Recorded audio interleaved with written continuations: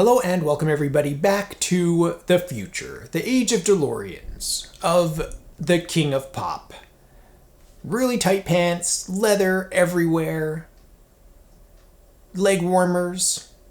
We're talking about a company that's famous for making bladed irons, the most beautiful bladed irons ever in the history of the planet. They came out with this, the Hogan Magnum, Magnum PI.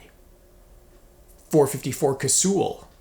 I meant to say 44 Magnum or Trojan Magnums. All right, so we have to talk about this massive monstrosity. This is a 9-iron here. When you're talking about technology in the 80s and cavity back and forgiveness, you need to address the hollow cavity stainless steel irons, okay? The Ping I made that clear. Ping I 2, obviously in the same era, made that extremely clear that if you're going to compete for a certain market, you need to make clubs that are big, with big soles, so that way they don't sting your hands when you mishit things and you don't get quite as much feedback. Are they more forgiving? Probably a little bit, okay? So why?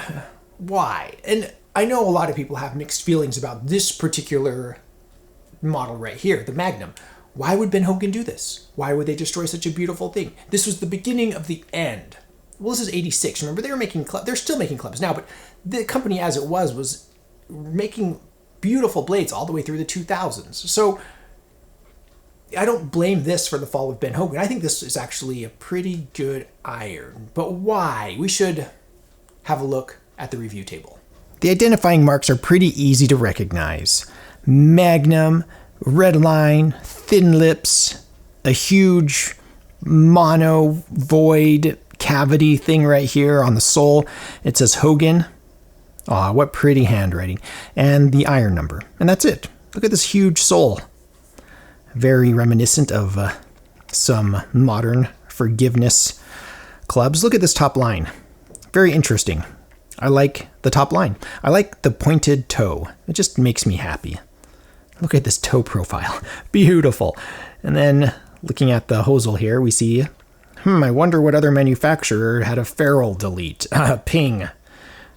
So very much appealing to the stainless steel forgiveness iron market of the 1980s. Stepped shaft right here.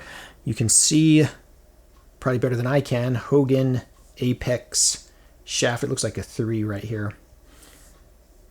And then we have a victory grip. Grip right, swing right grip. Victory grip, beautiful golf pride grip. So this thing looks massive. It looks forgiving, but will I be able to even connect with the golf ball?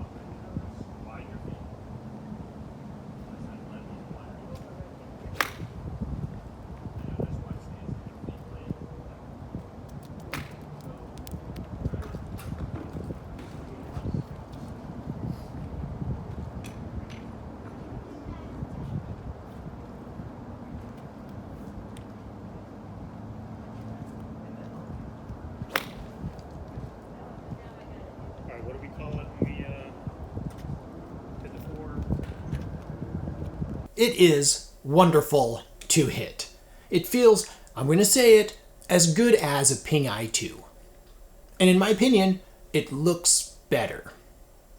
Now, I understand how history works, okay? Growing up, I had Ping I 2s in my bag, bought at a thrift store. I knew people that had Ping I 2s when they were young. I knew people that had Ping I 2s still when I was growing up, that still had them in their bag. I've never been on a course, never in my life been on a course with somebody with the Hogan Magnums in their bag, ever in my life.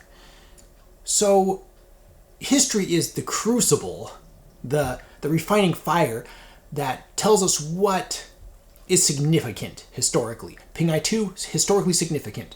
The Hogans, not so much. You know, we can't argue with that. But looking at these, they look very modern. They feel very modern. I just went out into our shop and I just grabbed a bunch of clubs here. Okay, we're going to step through some of these. Look at the sole on this. Make sure I don't hit anything here. Okay, here's a Cobra, something or other. Look at the size of the sole on that. Here's a Nike Slingshot. Do you remember these? Speaking of older clubs, look at the size of the sole on this thing. It's massive. And of course, I think we've done this, the Ping G2. Not the I2, but the G2 right here. Again, a massive sole. This is the high launch version. So, for me, when I look at this, historically, yeah, it's not as significant as the Ping I2. I think we can all universally agree on that. But the one redeeming quality is the name. Hand me my magnums. Excuse me, sir. I'm going to hit my magnum. Let me pull out my magnum. It has this really cool name, Magnum. It sounds so cool.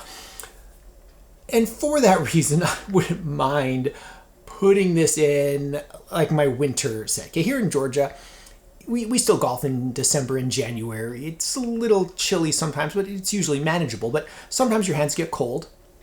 And if you misstrike a ball, you guys know the stinging sensation of a blade when you mishit it, right? It gives you tons of feedback. Sometimes you don't want tons of feedback. So I could totally, what I call my winter set, I could totally winter set these irons. And I love the name Magnum, the redeeming quality.